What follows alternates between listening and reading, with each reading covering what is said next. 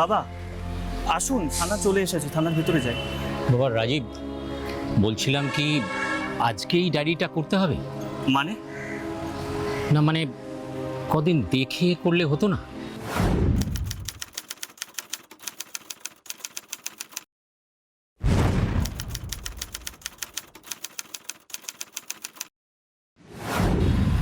আর কত দেখবেন বাবা?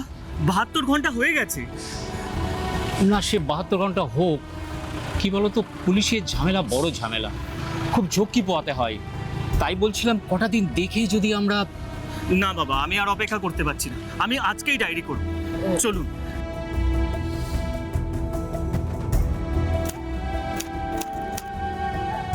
বলুন, আপনাদেরকে কিভাবে সাহায্য করতে পারি? নমস্কার, আমার নাম রাজীব মালাকার, আর ইনি আমার সম্পর্কে শ্বশুর মশাই হন। স্যার, আমি সাধন মিস্ত্রি, বীরপাড়া হাই স্কুলের টিচার। হ্যাঁ বুঝলাম, কিন্তু সমস্যাটা কি হয়েছে বলুন তো?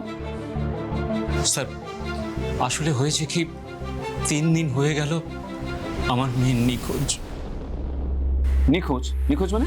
মানে ওকে কোথাও খুঁজে পাওয়া যাচ্ছে না। তো আপনাদের আত্মীয় স্বজন বন্ধু বান্ধব ওদের বাড়ি খোঁজ নিয়ে দেখেছেন? সব জায়গায় দিয়েছি, কিন্তু কিন্তু কিন্তু কি?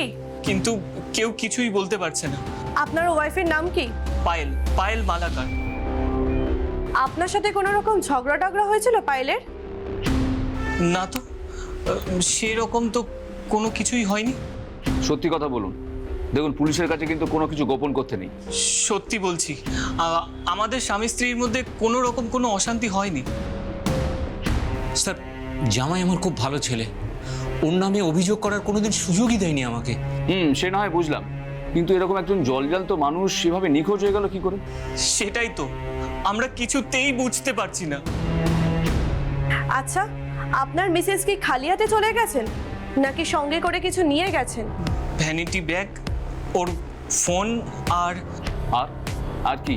আমাদের ঘরের আলমারিতে কিছু সোনার গয়না আর নগদ 20,000 টাকা ছিল, সেইগুলো ও সঙ্গে করে নিয়ে গেছে। আচ্ছা, আপনার ওয়াইফের সাথে কি বাইরের কারোর কোনো সম্পর্ক ছিল? মানে অ্যাফেয়ার ট্যাফেয়ার কিছু ছিল? না না, আমার স্ত্রী খুবই ভালো চরিত্রের, ওকে কোনোদিনও কোনো রকমের বেচাল আমি দেখিনি। হয়তো আছে, আপনি জানেন না। না স্যার, পায়েলের কোনো কারোর সঙ্গে সম্পর্ক আছে বলে আমার বিশ্বাস হয় না। কেন বিশ্বাস হয় না কেন? ও আমাকে ভীষণ ভালোবাসে, আর ও খুব সাদা সিধে ভোলা ভালা গোছের একটা মেয়ে, তাই ও আমাকে লুকিয়ে কারোর সঙ্গে সম্পর্ক করবে সেটা আমি বিশ্বাসই করতে পারি না। বুঝলাম। আপনি তো বলছেন ম্যাডাম ফোনটা সঙ্গে করে নিয়ে গেছেন, আপনি ওনাকে ফোন করেননি? করেছিলাম, প্রথম দিকে অনেকবার করেছিলাম। ফোন ধরেনি? গোড়ার দিকে রিং হচ্ছিল, কিন্তু একবারও রিসিভ করেনি। তারপর থেকে সুইচ অফ, এখনো ফোন বন্ধ রয়েছে। আচ্ছা, একটা কথা বলুন তো, আপনার কি কাউকে সন্দেহ হয়? সন্দেহ? এমন কাউকে, মানে যে আপনার স্ত্রীকে কিডন্যাপ করলেও করতে পারে? না স্যার, কেউ নেই। পায়েলকে কিডন্যাপ করার মতো কেউ নেই স্যার। ঠিক আছে, আপনারা এক কাজ করুন, আপনারা ওই বাইরের টেবিলে গিয়ে মিসিং ডায়েরি করুন, তারপর আমরা দেখছি। আর পায়েলের এক কপি ছবি কিন্তু আমাদের লাগবে। দেব, কিন্তু আপনারা যে করেই হোক আমার পায়েলকে খুঁজে বার করে দিন। আমরা চিরকাল আপনাদের কাছে কৃতজ্ঞ থাকবো। না না, এইভাবে বলবেন না, আমরা আমাদের ডিউটি নিশ্চয়ই করব। আপনি এক কাজ করুন, বাইরে গিয়ে মিসিং ডায়েরিটা করুন, তারপর বাকিটা আমরা দেখছি। নমস্কার।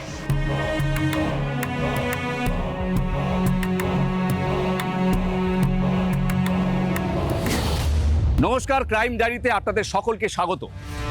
সাল 2023, বোলপুর থানায় এসে হাজির হন জনৈক রাজীব মালাকার এবং তার শ্বশুর সাধন মিস্ত্রি। রাজীব বাবু জানান, গত 3 দিন ধরে তার স্ত্রী পায়েল নিখোঁজ। তিনি উধাও হয়ে যাওয়ার সময় সঙ্গে করে নিয়ে যান সোনার গয়না এবং নগদ 20,000 টাকা। আমাদের কাছে প্রশ্ন হলো, কোথায় গেলেন গৃহবধূ পায়েল? তিনি কি তার গোপন প্রেমিকের সঙ্গে পালিয়ে গিয়েছেন, নাকি কেউ তাকে মুক্তিপণের জন্য অপহরণ করেছে, নাকি এর পেছনে রয়েছে অন্য কোনো রহস্য? এই সব প্রশ্নের উত্তর পেতে হলে ক্রাইম ডায়েরিতে দেখুন আজকের এই রোমহর্ষক পর্ব।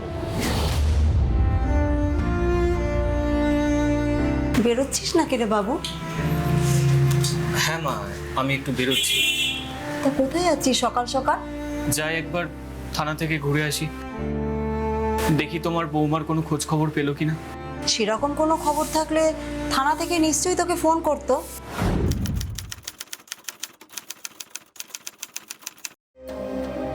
সেটা তো আমিও ভাবছি, তবু একবার যাই। তাগাদা না দিলে তো পৃথিবীতে কোনো কাজই ঠিকঠাক হয় না। যা ঘুরে আয় একবার। বৌমার যে কি হলো, মেয়েটা যে কোথায় গেল, ভেবে ভেবে আমি এই কদিন দুচোখের পাতা এক করতে পারিনি রে। আমিও কি নিশ্চিন্তে আছি মা? সোনা গয়না টাকা গেছে যাক, তাতে আমার কোনো লোভ নেই, কিন্তু আমার আমার পায়েলকে আমার কাছে ফিরিয়ে দিলে আমি খুশি। তাই একবার থানা থেকে। কার ফোন রে বাবু? বুঝতে পারছি না, অচেনা নাম্বার। দেখ থানা থেকে করেছে কিনা। হ্যালো, কে? পায়েল? এটা কার নাম্বার? তুমি তুমি কোথা থেকে বলছো? ঠিক আছে ঠিক আছে, তুমি তুমি তুমি দাঁড়াও, আমি এক্ষুনি আসছি।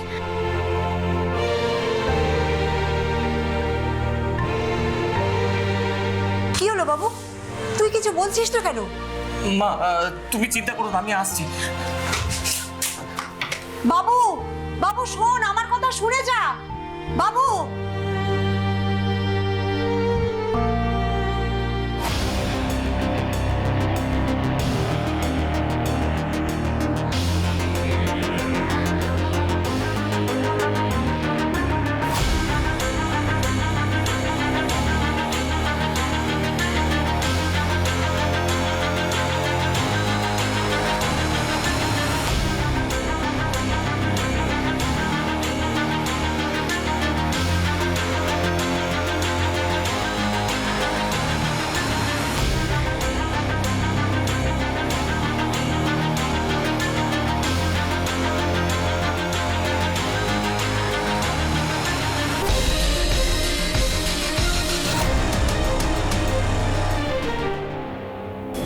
পায়েল,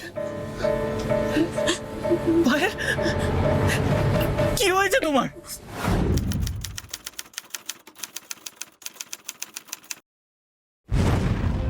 কি অবস্থা হয়েছে?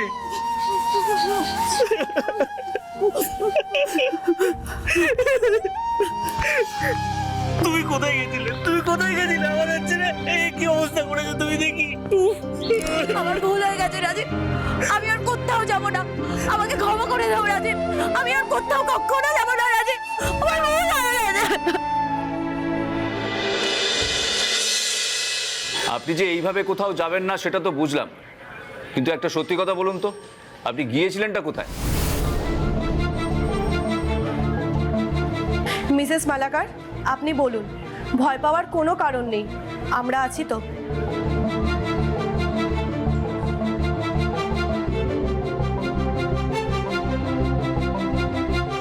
আসলে আসলে আমি বলুন।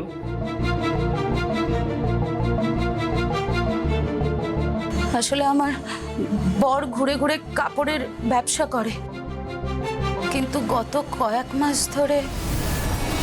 ওলে বাবা রে, আমার বেবিটা কি করছে বাবা? এই দেখো ঝুনঝুনি, তুমি যখন বড় হবে তখন খেলবে, ঠিক আছে? ওলে বাবা লে, আমার বেবিটা হাসছে। এই দেখো তোমার মা, তুমি বুঝতে পারছো? ওলে বাবা রে, হাসছো কেন বাবু? এই দেখো, এই দেখো। আরে হলো হলো, শুধু বাচ্চাটাকে দেখলে হবে? বাচ্চাটার বাবাকেও তো দেখতে হবে। ধ্যার, হিংসুটে কথাকার। এই হিংসে হওয়াটা স্বাভাবিক নয় কি? আমার ভালোবাসার মানুষের প্রতি কেউ যদি ভাগ বসায় তাহলে রাগ করবো না। ও মা, তাই বুঝি? তাই নয় তো কি?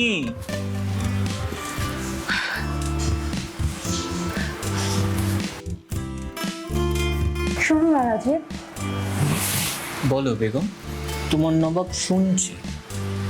তুমি কি কোথাও বেরোবে? বেরোনোর আছে, দুজনের সাথে দেখা করার আছে। ওরা যদি আমার কাছ থেকে কয়েকটা শাড়ি কিনতে রাজি হয়ে যায় তাহলে তাহলে আমার কিছু সুরাও হবে। তুমি একদম চিন্তা করো না, সব কাপড় বিক্রি হয়ে যাবে। তাই? তাহলে একটা টুপ করে দিয়ে দাও দেখি। কি দেব? আরে যেটার জন্য তোমার বাচ্চা আর বাচ্চার বাবা পাগল, একটা মিষ্টি হাম্পি। অসুখ।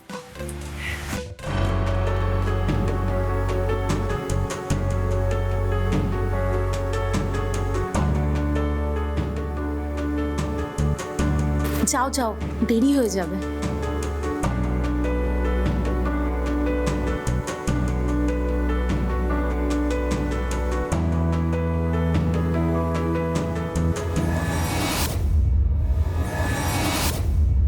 বৌমা, বলুন।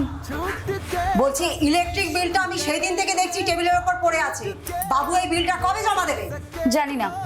জানি না মানে? এরপর না দিলে তো ওরা লাইন কেটে দিয়ে যাবে। দিলে দেবে, তা কি আর করা যাবে? ও মা, এই আবার কি ধরনের কথা? তা কি করবো মা? আপনার ছেলেকে বলতে বলতে তো আমি হয়রান হয়ে গেছি। আপনার ছেলে তো আমার কোনো কথাই কানে তোলে না। অপদার্থ, উজবুক একটা, ঠিক নিজের বাবার মতো হয়েছে। ওর বাবাও ঠিক এইরকম একগুঁয়ে অবাধ্য টাইপের ছিল। আমায় বিয়ে করেছিল ঠিকই, কিন্তু কোনোদিনও একটি বারের জন্য সংসারের দিকে ফিরে তাকায়নি। কি ব্যাপার, ভর সন্ধেবেলা শাশুড়ি বৌমার মধ্যে মেগা সিরিয়ালের মতো ঝগড়া লেগে গেছে নাকি? বাজে কথা রাখ। তুই আগে বল এই বিলের টাকাটা কবে জমা করবি? এরপর তারিখ পেরিয়ে গেলে এসে ওরা লাইন কেটে দিয়ে যাবে। ওফ, তুমি চিন্তা করো না তো, আমি ঠিক গিয়ে টাকা জমা দিয়ে দেবো। কবে? প্লিজ মা, দোহাই তোমার, আমার মাথা খেও না তো। দেখছো আমি ভীষণ টায়ার্ড। যাও তো যাও, এক কাপ আদা দিয়ে চা করে নিয়ে এসো। আরে যাও, জুলজুল করে দেখছো কি? এক কাপ চা বানিয়ে নিয়ে এসো।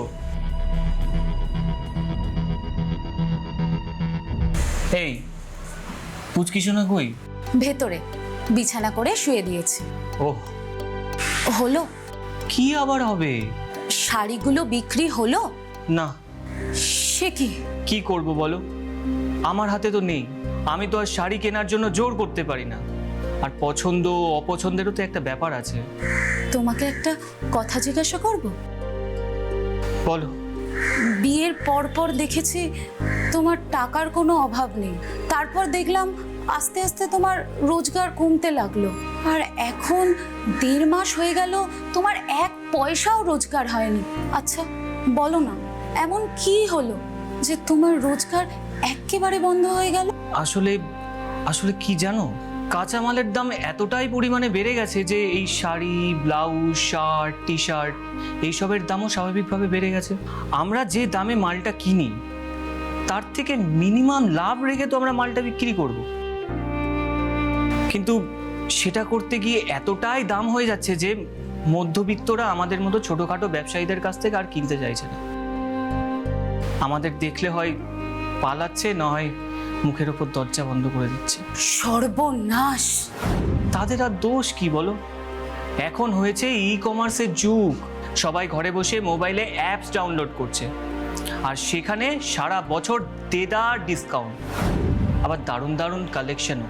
বাজার দরের থেকে সেখানে অনেক কম দামও সব কিছু, ফ্রম আলপিন টু এলিফেন্ট। বাড়িতে এসে আবার দিয়ে যাচ্ছে। যদি পছন্দ না হয় ফেরত নিয়ে নিচ্ছে, না হয় টাকা দিয়ে দিচ্ছে। এবার তুমি বলো, এত সুবিধে পেলে মানুষ আমাদের কাছ থেকে কেন কিনবে? হ্যাঁ, সবার তো আর রাজার ধন নেই।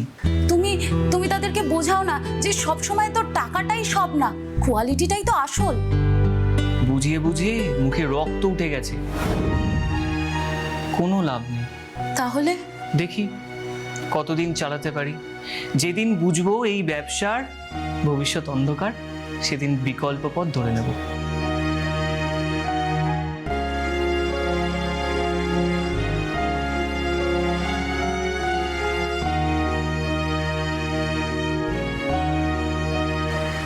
বৌমা,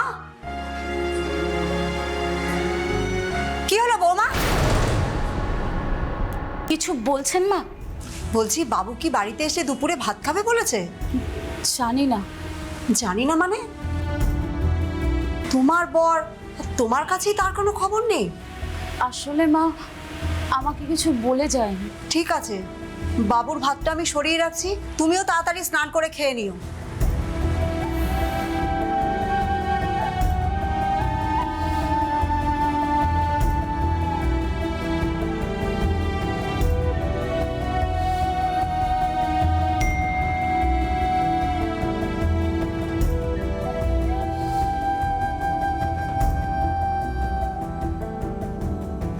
নতুন ফ্রেন্ড রিকোয়েস্ট, রক্তিম রক্তিম দে, এটা আবার কে? রিকোয়েস্ট অ্যাকসেপ্ট করার সাথে সাথে দেখছি মেসেজ করেছে। হাই, থ্যাঙ্কস আ লট আমার রিকোয়েস্ট অ্যাকসেপ্ট করার জন্য। আপনি কোথায় থাকেন? আপনি নয়, তুমি। আচ্ছা, তুমি কোথায় থাকো? আমি প্রান্তিকে থাকি, তুমি? কাছাকাছি। ম্যারিড। বেবি আছে একটা।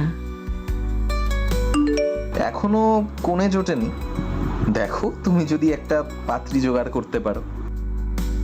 খুব অল্প কয়েকদিনের মধ্যেই রক্তিম আমার খুব ভালো বন্ধু হয়ে যায়। মোবাইলে নাম্বার দেওয়া নেওয়া হয়, আমরা যখনই সময় সুযোগ হতো চ্যাট করতাম, এমনকি ফোনেও কথা হতো।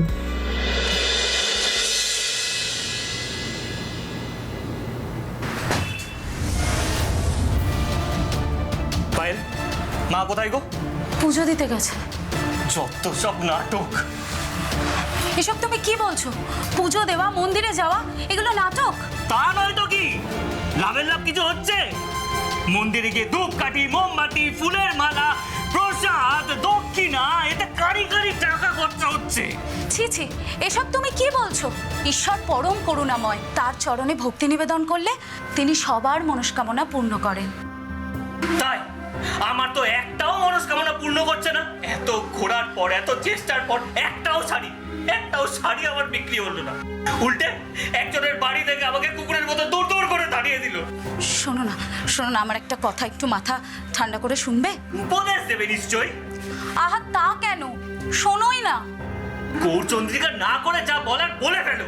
বলছি, তুমি একটা চাকরির চেষ্টা করছো না কেন? চাকরি? কি চাকরি? খবরের কাগজে তো কত বিজ্ঞাপন বেরায়, তুমি একটু অ্যাপ্লাই করে দেখতে পারো তো। সেটা আপাতত সম্ভব নয়। কেন সম্ভব নয়? সেটা তুমি বুঝবে না। আমাকে বুঝিয়ে বলো তাহলে। শোনো তাহলে, মহাজনের কাছ থেকে প্রচুর মাল নেওয়া হয়েছে, প্রচুর টাকা ধারও নেওয়া হয়েছে। এখন এই সব মালগুলো বিক্রি করে তার টাকা যদি শোধ না করতে পারি না, সে বাড়িতে এসে গলায় গামছা দেবে। তুমি চাকরি, কাপড়ের ব্যবসা দুটো একবার চেষ্টা করে দেখো না, একসাথে করতে পারো কিনা। যেটা বোঝো না সেটা নিয়ে কথা বলো না, বেশি পাকা একেবারে না।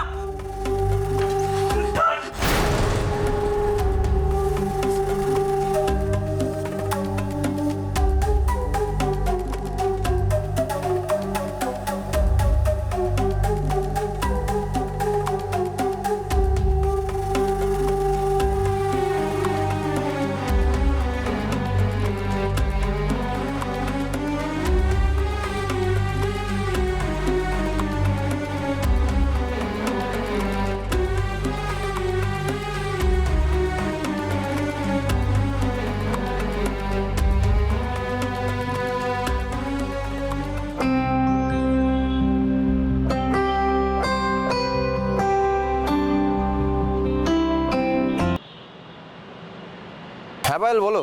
ব্যস্ত আছো? না না, বলো বলো।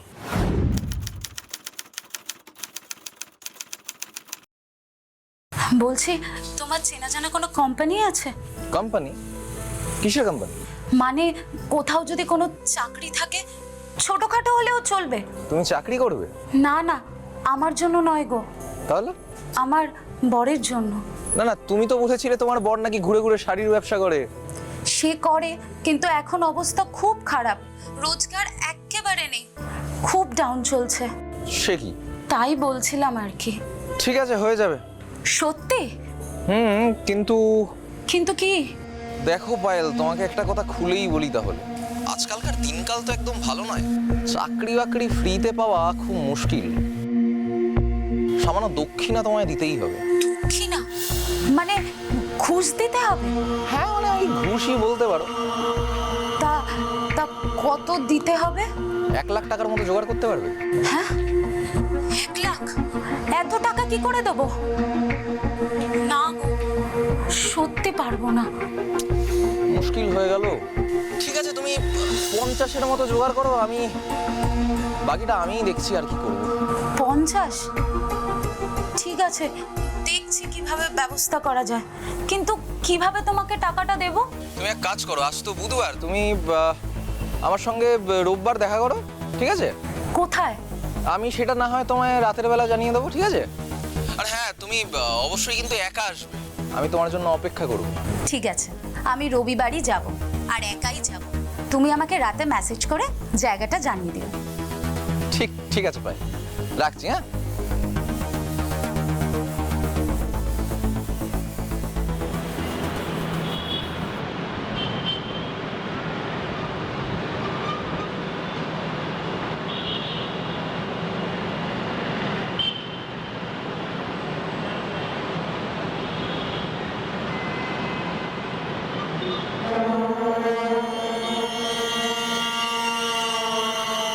পায়েল। রক্তিম? হ্যাঁ, আমি রক্তিম। আসতে কোনো অসুবিধা হয়নি তো? না না, একটুও না। বেশ, তাহলে চলো। কোথায়? ওইখানে একটা ছোট চায়ের দোকান রয়েছে, ওখানে বসেই কথা বলা যাবে। চলো। চল।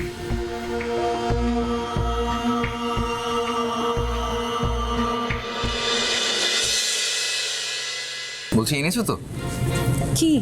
কি আবার? তোমার টাকা ছাড়া কি আনতে বলেছি? হ্যাঁ, এনেছি, কিন্তু। আর কিন্তু কিসের?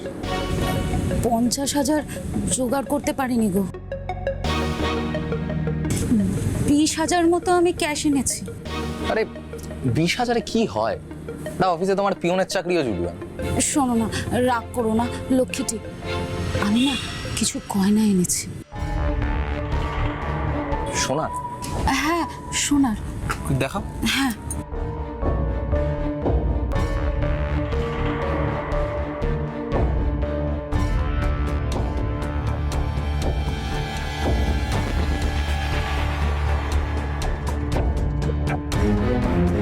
এগুলোই কি আর হবে তোমার?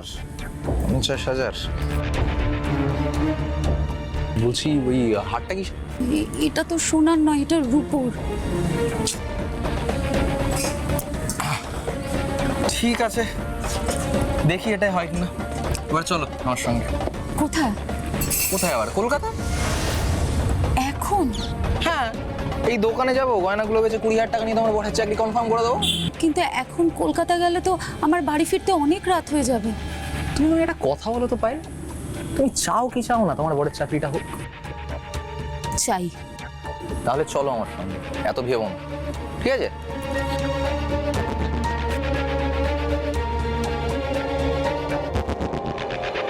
চল।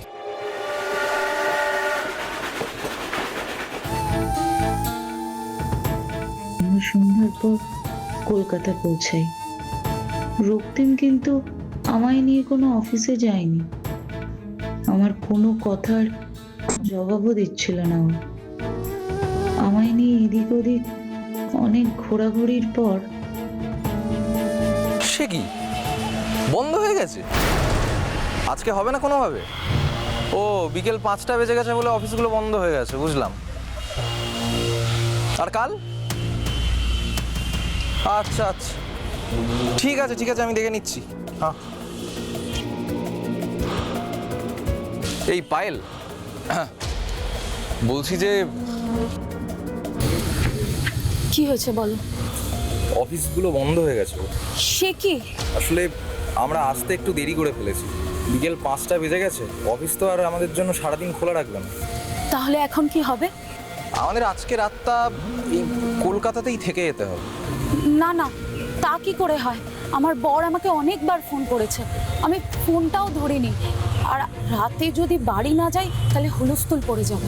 আচ্ছা পায়েল, তুমি শান্ত হয়ে বলো তো তোমার চাকরিটা দরকার কি দরকার না? অবশ্যই দরকার। তাহলে আমি যেটা বলছি সেটা চুপচাপ শোনো। আজকে রাতটা আমরা কলকাতায় থাকি, কাল সকালে তোমার বরের চাকরি হয়ে যাবে, আমি কথা দিচ্ছি। তুমি এখন একটা কাজ করো, তোমার ফোনটা সুইচ অফ করে আমায় দিয়ে দাও।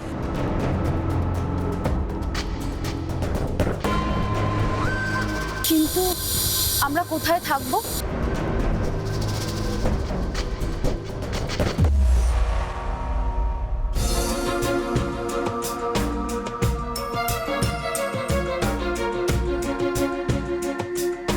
এত ভালো একটা জায়গা থাকতে চিন্তা করছিলে রাতে কোথায় থাকবে? হ্যাঁ রক্তিম, আমার কিন্তু ভালো লাগছে না। তুমি আমার বরের চাকরি দেবে বলে আমাকে কলকাতায় নিয়ে এসে এখন বসে বসে মদ কিনছো। কি হয়েছে? বরের বয়সে খাচ্ছি নাকি সালি? ছি ছি, এটা তোমার মুখের ভাষা? তার মানে ওটা তোমার ভালো মানুষের মুখোশ ছিল?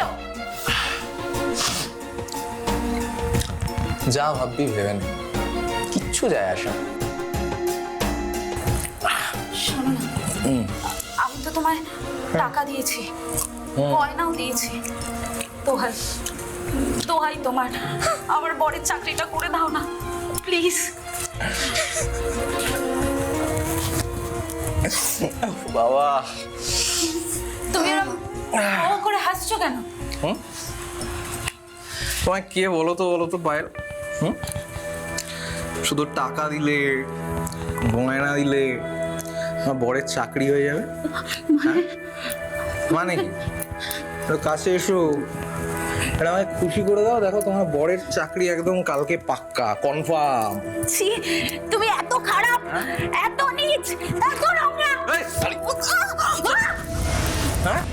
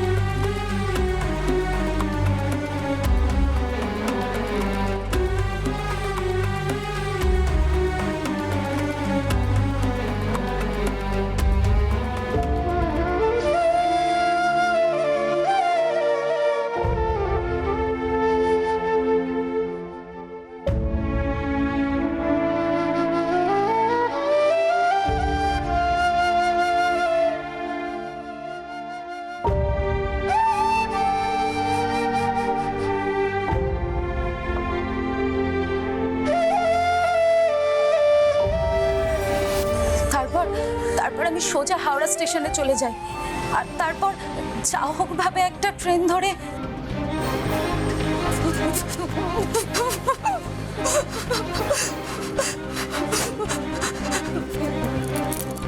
প্লিজ ম্যাডাম, শান্ত হন আপনি।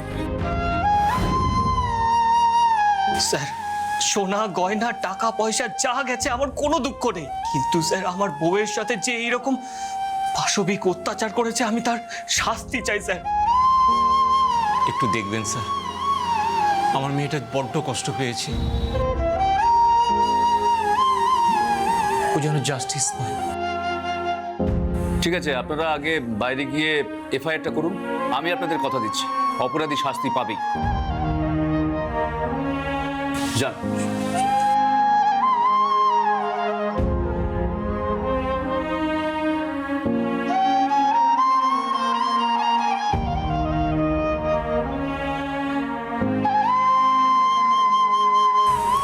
শুনুন, ওদের এফআইআর লেখা হয়ে গেলে মেয়েটার মেডিকেল টেস্টের ব্যবস্থা করবেন। Right sir. আর মেয়েটার কাছ থেকে রক্তিমের মোবাইল ফোন নাম্বারটা চেয়ে নেবেন। Okay sir. তারপরে পায়েলকে পাশে বসিয়ে সোশ্যাল মিডিয়ায় রক্তিমের প্রোফাইলটা খুঁজে বের করবেন। Right sir. আর সেই সঙ্গে দেখে নেবেন রক্তিমের লাস্ট টাওয়ার লোকেশনটা কোথায় দেখাচ্ছে। ঠিক আছে স্যার, আজকেই আমি পাইলের কাছ থেকে ছেলেটার নাম্বার নিয়ে আমাদের সাইবার টিমকে সার্ভিলেন্সের জন্য দিয়ে দিচ্ছি। তাই করুন। আমার মন বলছে রক্তিম আবার কোনো একটা মেয়েকে টার্গেট করবে, আর আমাদের সেই সুযোগটাই নিতে হবে। বোলপুরের গৃহবধূ পায়েলের সঙ্গে যা ঘটেছিল তা ছিল বীভৎস, কুৎসিত, নৃশংস এবং চরম নিন্দনীয়। তাই আমরা ঠিক করি তাড়াতাড়ি অপরাধীকে গ্রেপ্তার করে আদালতে তুলব। কিন্তু আমাদের কাছে পায়েলের বয়ান আর অভিযুক্তের ফোন নাম্বার ছাড়া আর কিচ্ছু ছিল না।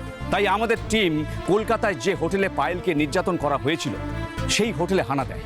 কিন্তু সেই হোটেলের রেজিস্টার থেকে পাওয়া রক্তিমের ঠিকানাটা ছিল সম্পূর্ণ ভুয়ো। দুর্ভাগ্যবশত হোটেলে চেক ইন করবার সময় অভিযুক্ত যে পরিচয়পত্র দিয়েছিল সেটাও ছিল জাল। কিন্তু পুলিশ তো কখনো হাল ছাড়ে না, তাই আমরাও হাল ছাড়িনি। রাখি এনি আপডেট? আরে বসুন বসুন। রক্তিমের কারেন্ট টাওয়ার লোকেশন কিছু জানা গেল? না স্যার, ওর ফোন এখনো সুইচ অফ, কিন্তু last active tower location Kolkata দেখাচ্ছে। কলকাতা? তার মানে পায়েল পালিয়ে আসার পর ও সাবধান হয়ে যায়, তারপরে ও ফোনটা সুইচ অফ করে দেয়। হয়তো ওর কাছে আরো কয়েকটা সিম কার্ড রয়েছে, কিংবা হয়তো নতুন কোনো সিম কার্ড নিয়েছে। হতে পারে, আপনি ঠিক বলছেন। স্যার, আমি ওর সোশ্যাল মিডিয়ার অ্যাকাউন্টটা সার্ভিলেন্সে রেখেছি। ও যদি ভুলেও একবার লগ ইন করে। স্যার, স্যার দেখুন, রক্তিম ভৌমিকের নামের পাশে সবুজ আলো জ্বলছে। তার মানে সোশ্যাল মিডিয়ার অ্যাকাউন্টটা ও এইমাত্র লগ ইন করলো। দেখি দেখি। এই দেখুন স্যার। হ্যাঁ, এই তো সবুজ আলো জ্বলছে, তার মানে অনলাইন হয়েছে। হ্যাঁ স্যার, এরপর কি করণীয়? আচ্ছা, আপনি এক কাজ করুন, আপনি একটা ফেক আইডি তৈরি করুন তো। Fake ID? তারপর ওই আইডি থেকে একটা ফ্রেন্ড রিকোয়েস্ট পাঠান। ফ্রেন্ড? বুঝে গেছি স্যার, বাকিটা আপনি আমার উপর ছেড়ে দিন। কাঁটা দিয়ে কি করে কাঁটা তুলতে হয় সেটা আমরা ভালো করে জানি।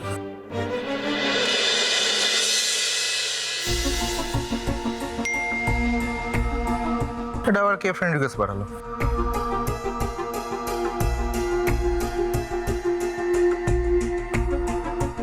সুলগ্না সেন, আরে বাবা, সালা কেমনি তোমার ফ্রেন্ড রিকোয়েস্ট আমি এই অ্যাকসেপ্ট করলাম।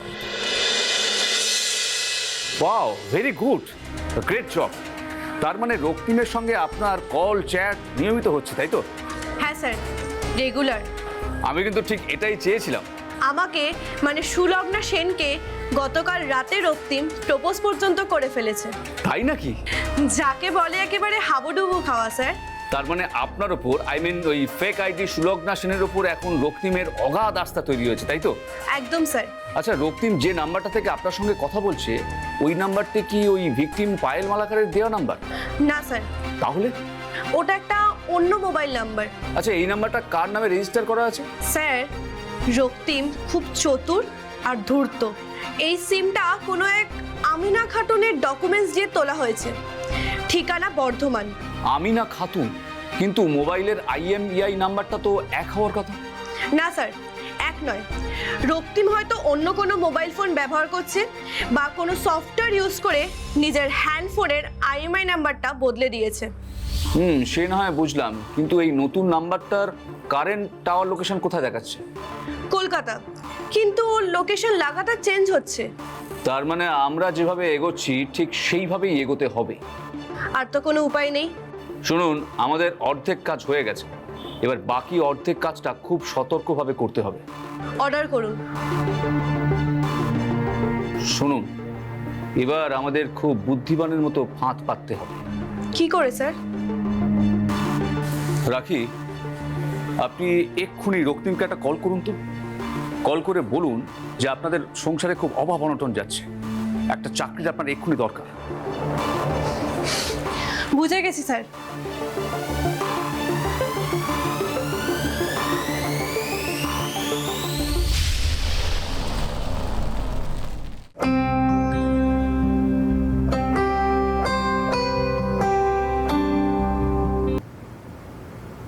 ডার্লিং, বলো। ব্যস্ত? না, বলো বলো। জানো, আজ না আমার মনটা একদম ভালো নেই। কেন, কি হলো আবার? একটু আগে মায়ের সাথে খুব ঝগড়া হয়েছে। ঝগড়া হয়েছে কেন? মায়ের উইডো পেনশনে আমাদের সংসারটা আর চলছে না গো। তাই মা পরিষ্কার বলে দিল, আমি যদি ইমিডিয়েট একটা চাকরি জয়েন না করি, আমি নাকি মায়ের মরা মুখ দেখবো। এই মনেছে গো। তাহলে কিন্তু মাকে কি করে বোঝাই এই আজকের দুনিয়ায় একটা চাকরি পাওয়া কতটা টাফ? ব্যাস সেটা বলতেই মা আবার আমাকে ঝেড়ে একগাদা কথা শুনিয়ে দিল। তুমি মন খারাপ করো না শোনা, তুমি আমার কথা শোনো। হ্যাঁ বলো। তুমি চাইলে তোমার জন্য কিন্তু একটা ভালো চাকরির ব্যবস্থা আমি করে দিতে পারি। সত্যি সত্যি বলছো? হ্যাঁ, কিন্তু তুমি তো জানোই মানে আজকাল একটু মালকুড়ি না খসালে একটা ভালো চাকরি কি করেই বা পাবে বলো তো? টাকা? আচ্ছা টাকা কি দিতেই হবে? কিছু করার নেই ডিয়ার। ঠিক আছে, বলো কত টাকা দিতে হবে? বেশি না, ওই 1 লাখ টাকার মতো যদি জোগাড় করতে পারো তাহলেই। 1 লাখ টাকা? না না, আমি অত টাকা দিতে পারবো না। তাহলে কত দিতে পারবে তুমি? ওই 25,000-এর মতন। একটা কাজ করো, তুমি 25 নিয়ে এসো, বাকিটা না হয় আমিই দেখছি। কিন্তু কোথায় যেতে হবে? আচ্ছা, তুমি তো ওই নর্থ কলকাতার কাছে থাকো তাই না? হ্যাঁ হ্যাঁ। তুমি এক কাজ করো, তুমি রোববার বিকেলে ওই শোভাবাজার মেট্রোর কাছে নীরেন বসু স্ট্রিটের কাছে এসো। হ্যাঁ আচ্ছা, কটার সময় আসবো সোনা? ওই 5টা নাগাদ এলেই হবে। আমার চাকরিটা হবে তো? রক্তিম তোমায় কথা দিচ্ছে ডার্লিং। ঠিক আছে, রাখছি।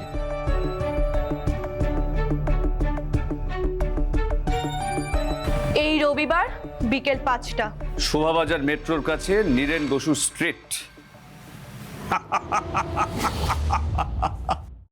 ফাঁদ খুব সফলভাবে পাতা হয়েছিল, এবার শুধু শিকার ধরার অপেক্ষায়।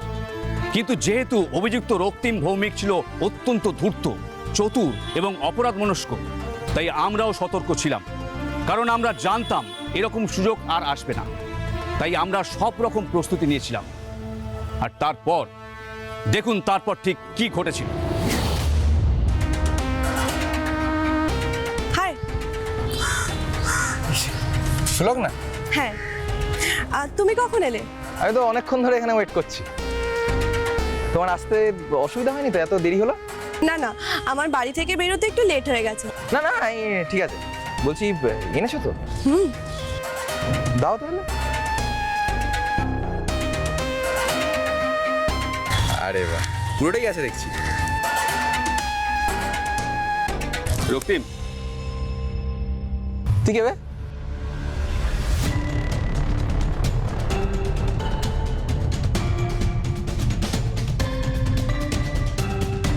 আর আমি এসআই রাখি সরকার। না না, আপনারা কি চান এখানটায়? মানে আমাকে কেন ধরছেন? কি ভেবেছিলি তুই একের পর এক মেয়েদের চাকরির টপদের আদি লুটবি? তাদের মান সম্মান নিয়ে চিনিমিনি করবি? না না না, আমি স্যার, আমি আরে একটা কথা বলে তোমার জিভ আমি টেনে ছেড়ে দেবো। আমি বলছি, আমি আপনাকে পুরোটা খুলে বলছি। কিচ্ছু খুলে বলতে হবে না। চল থানায় যাবে, থানায় গিয়ে বলবি। বলে দিচ্ছি স্যার। তুমি নিয়ে যাও। আরে স্যার স্যার স্যার, ছেড়ে দিন না স্যার। স্যার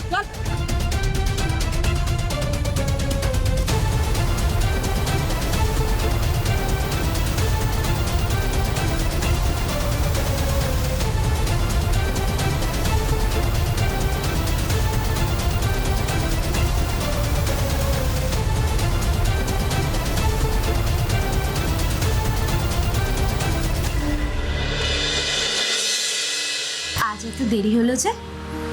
আর বলো না, অফিসে বড্ড কাজের চাপ। ও কি আমাদের বিচ্ছুটা কোথায়? ঠাকুমার সঙ্গে মেলা দেখতে গেছে? হ্যাঁ। হ্যাঁ। ও শোনো না, কাল আমাদের কেসের রায়দান আছে, আমাদের কোর্টে যেতে হবে।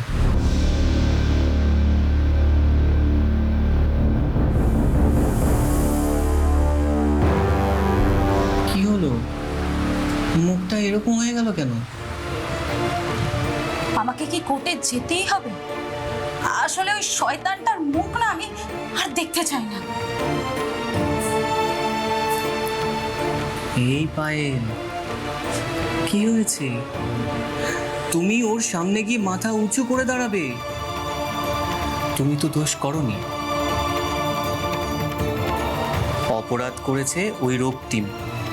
ও টোপ দিয়ে তোমাকে নিয়ে গিয়ে তোমার বিশ্বাস নিয়ে খেলেছে। আর তুমি যা করেছো আমার জন্য করেছো, তোমার নিজের জন্য তো কিচ্ছু করনি বাবু। মন থেকে বলছো তুমি? হ্যাঁ পায়েল, আর ওই ঘটনাটা ঘটেছিল বলেই আমার চোখ খুলে গিয়েছিল। সেই জন্যই তো উঠে পড়ে লেগে আমি চাকরিটা জোগাড় করেছিলাম। নইলে আমি সারা জীবন শাড়ি বিক্রির অপেক্ষায় বসে থাকতাম, আর আমাদের সবাইকে না খেতে পেয়ে মরতে হতো। তোমাকে একটা কথা বলবো? বলো। তোমার মতো স্বামী পাওয়া প্রত্যেকটা মেয়ের ভাগ্যের ব্যাপার। আমি তোমায় খুব খুব খুব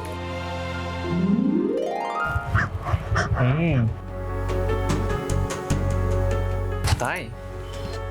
তাহলে আমাকে একটু টুকুস করে মিষ্টি একটা হাম্পি দাও তো। ধাত দশভ্য।